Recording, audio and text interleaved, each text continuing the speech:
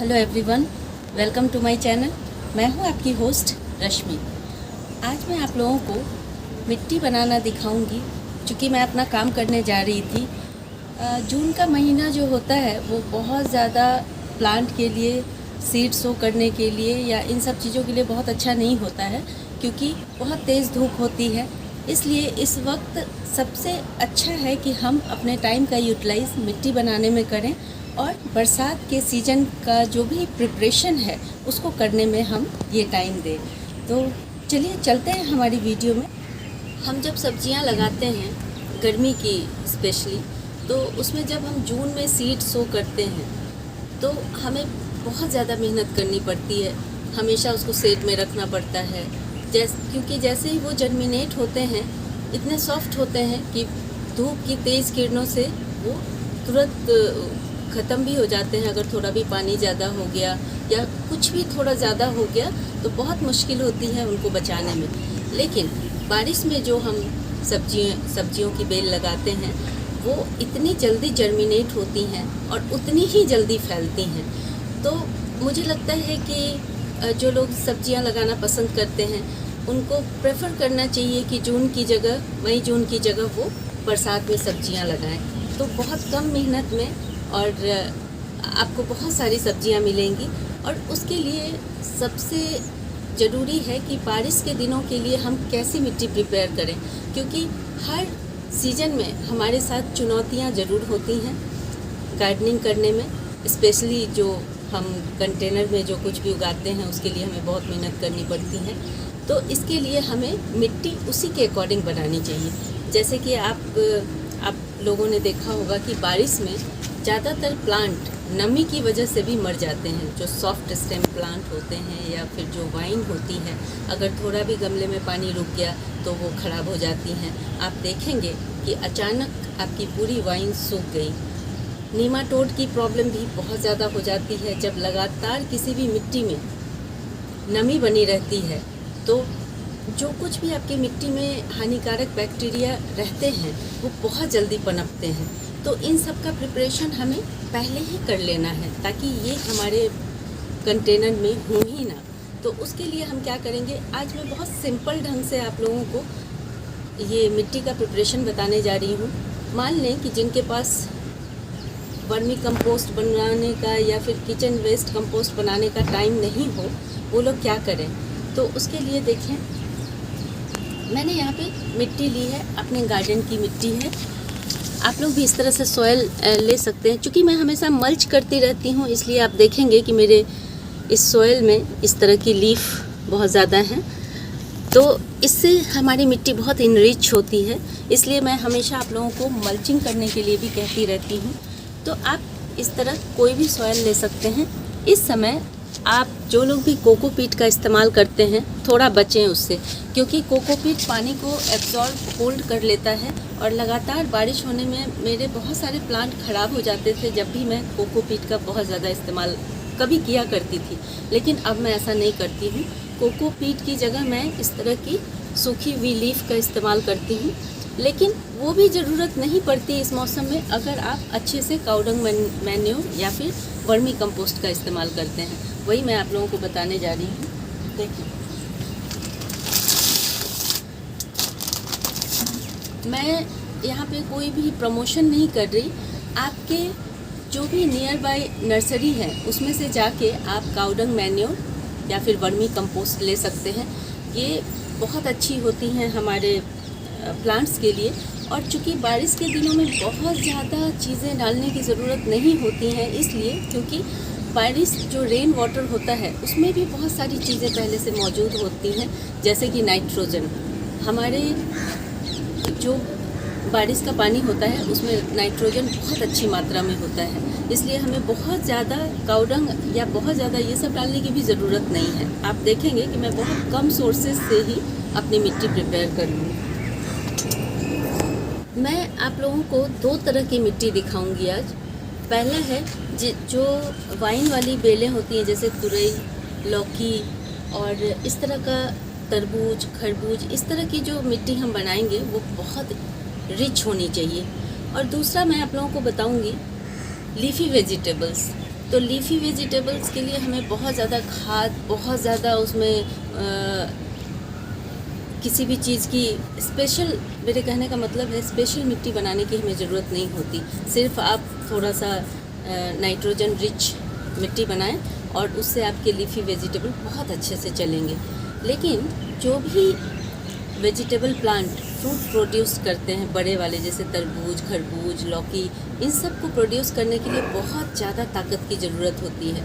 और जैसा कि आप लोग जानते हैं कि बरसात के मौसम में लीचिंग बहुत ज़्यादा होती है, आपके पॉट से सारे मिनरल्स पानी के थ्रू बाहर निकल जाते हैं। तो ऐसे सिचुएशन में हमें स्लो रिलीज फर्टिलाइज़र का इस्तेमाल करना है, कंपोस्ट का इस्तेमाल करना है, जिससे कि कितना भी पानी आए वो धीरे धीरे आपका जो भी कंपोस्ट है धीरे धीरे रिलीज़ करता है न्यूट्रिएंट्स को और प्लांट्स लेते रहते हैं। तो हमें जब एक बार हम अच्छे से मिट्टी इस तरह से बना लेते हैं तो हमें बार बार बरसात में परेशान नहीं होना पड़ता कि हम क्या अपने पौधों को अवेलेबल कराएं, क्योंकि बारिश में आप पानी भी नहीं दे सकते, ज़्यादा लिक्विड फर्टिलाइज़र नहीं दे सकते। तो ये सब अगर पहले से ही हम प्रिपरेशन कर लेते हैं तो हम इन सब बहुत सारी परेशानियों से बच जाते हैं। तो आप देखें, अभी मैं इस पॉट में कोई भी बेल वाली सब्जी के लिए मैं इस पॉट को रेडी कर रही हूँ। तो इसके लिए होल होना बहुत ज़रूरी है। आप यहाँ पे देख सकते हैं कि यहाँ पे मैंने बड़े बड़े 4 होल आप देख सकते हैं। मैं इस तरफ से दिखा दूँ पीछे की साइड से आपको, ये देखें, इस तरह से बड़े बड़े होल रखें। सिर्फ 1-2 होल ना रखें, 5-6 भी आप कर सकते हैं। मैंने यहाँ 4 बड़े बड़े होल रखे हैं।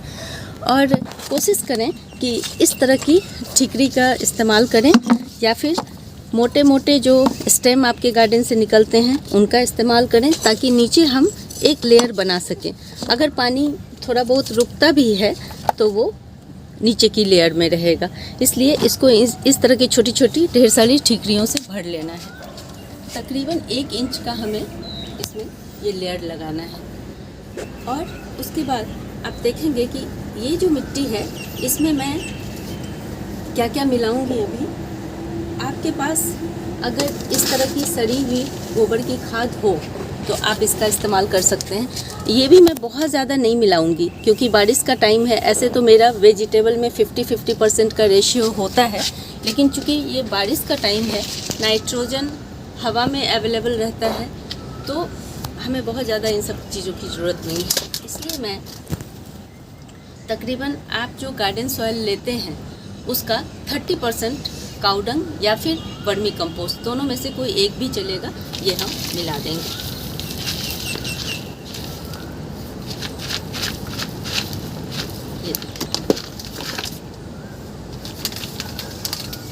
उसके बाद सबसे इम्पोर्टेंट जो आता है वो है नीम की खली। बारिश का मौसम फंगस के लिए बहुत आइडियल सिचुएशन पैदा करता है, तो हमें फंगस से बचाने का अपनी मिट्टी में किसी भी तरह के बैक्टीरिया को डेवलप नहीं होने देना है। इसलिए आप अपने नर्सरी से बहुत इजीली अवेलेबल होते हैं ये नीम खली, और आप चाहें तो ऑनलाइन भी मंगा सकते हैं इसे। और बहुत ज़्यादा डालने की ज़रूरत नहीं है, ये नीम खली है, इसको हम थोड़ी मात्रा में अंदाजे से थोड़ा सा मिला दें मिट्टी में, बस इतना काफ़ी है। और हल्दी, इन दिनों कीड़े मकोड़े चींटियाँ बहुत ज़्यादा होती हैं, तो ये हल्दी तो मैं तकरीबन हमेशा अपने मिट्टी में इस्तेमाल करती हूँ। आप लोगों से भी हमेशा कहती रहती हूँ कि इसका इस्तेमाल ज़रूर करें। लेकिन एक चीज़ का ध्यान रखें कि जो मार्केट में हल्दी मिलती है उसमें आटा मिलाया होता है। कभी कभी मैंने बहुत बार देखा है कि जब आप मार्केट की हल्दी इस्तेमाल करते हैं तो चींटियाँ जाने के बजाय और आ जाती हैं इनको खाने के लिए। तो थोड़ा सा ध्यान रखें, जो प्योर हल्दी होती है उसको पीस के रखें अपने पास और उसी का इस्तेमाल करें। तो हम थोड़ी मात्रा में हल्दी भी मिला दिए। अब एक बहुत इम्पॉर्टेंट चीज़ है, देखें मैं बहुत सारा कुछ इसमें नहीं मिला रही हूँ, मैंने बस 2-3 चीज़ें ही मिलाई हैं। एक और इम्पॉर्टेंट चीज़ है वो है बोन मील।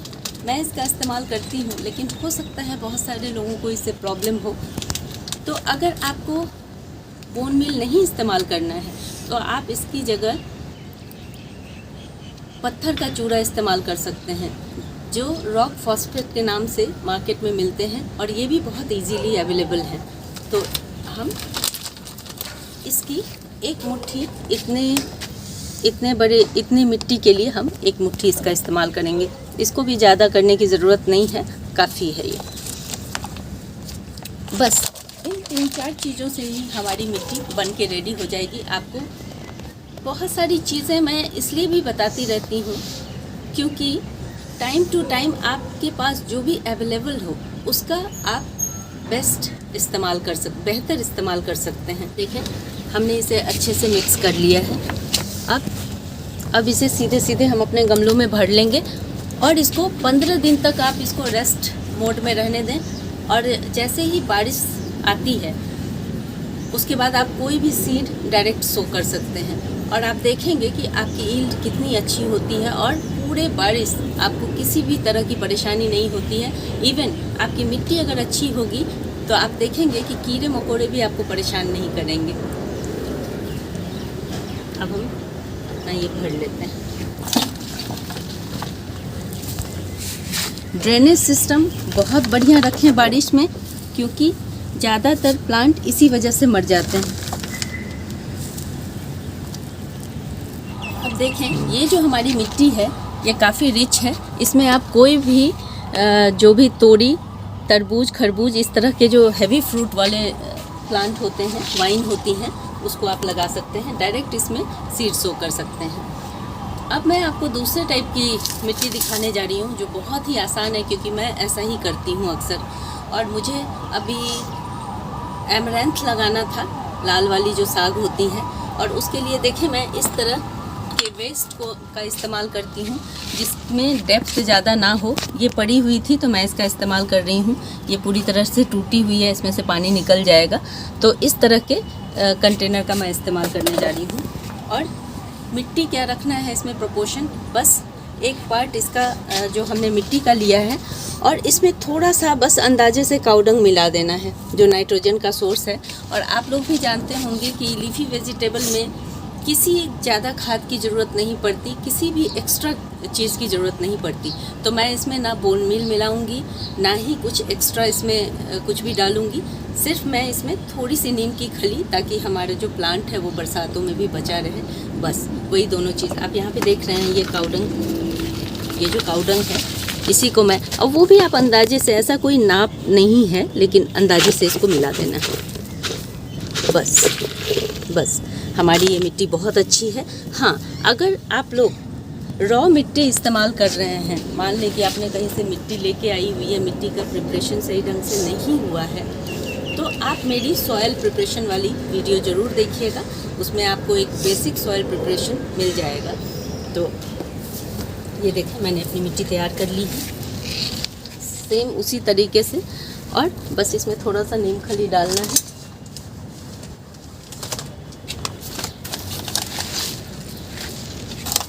बस हमारी मिट्टी रेडी है। लीफी वेजिटेबल के लिए हमें बहुत ज़्यादा कुछ करने की कोई ज़रूरत ही नहीं है।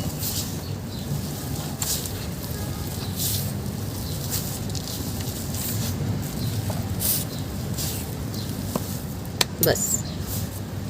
और आपने एक चीज़ नोटिस किया होगा कि मैं यहाँ ऐसे ही बिना ग्लव्स का इस्तेमाल कर रही हूँ मिट्टी के साथ, मुझे पसंद है। लेकिन चूँकि मैंने उसमें बोन मील मिलाया था, जब इस तरह की चीज़ें आप मिलाएं तो आप इसका ग्लव्स का इस्तेमाल ज़रूर करें।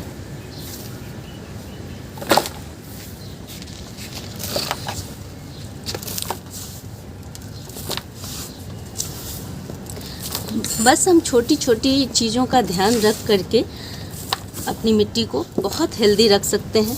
ठंड की मिट्टी मैं अलग बनाती हूँ, फूलों वाली मिट्टी अलग बनाती हूँ। जब भी मौका मिलता है, आप इन चीज़ों को, जब इन बेसिक चीज़ों को जान जाएंगे तो आपको बहुत ज़्यादा ज़रूरत नहीं होगी। थोड़ी कम है, मैं चाहती हूँ कि ये ऊपर तक, कम से कम लीफी वेजिटेबल को भी 6 इंच का डेप्थ चाहिए होता है, तो मैं इसमें थोड़ा सा और मिट्टी मिक्स करूँगी।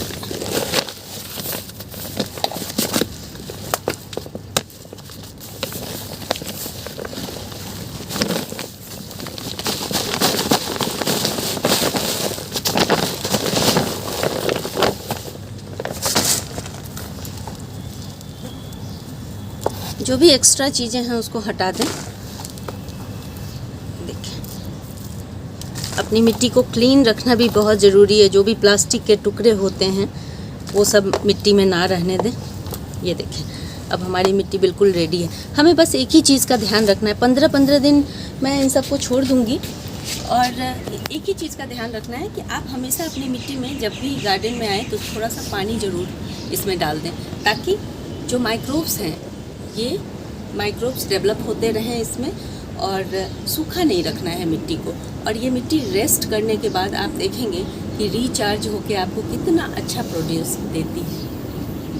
अगर आप लोगों को मेरी ये वीडियो पसंद आई हो तो प्लीज़ इसे लाइक, शेयर एंड सब्सक्राइब करना ना भूलें। बेल बटन को ज़रूर दबाएं। Leave nature, love nature.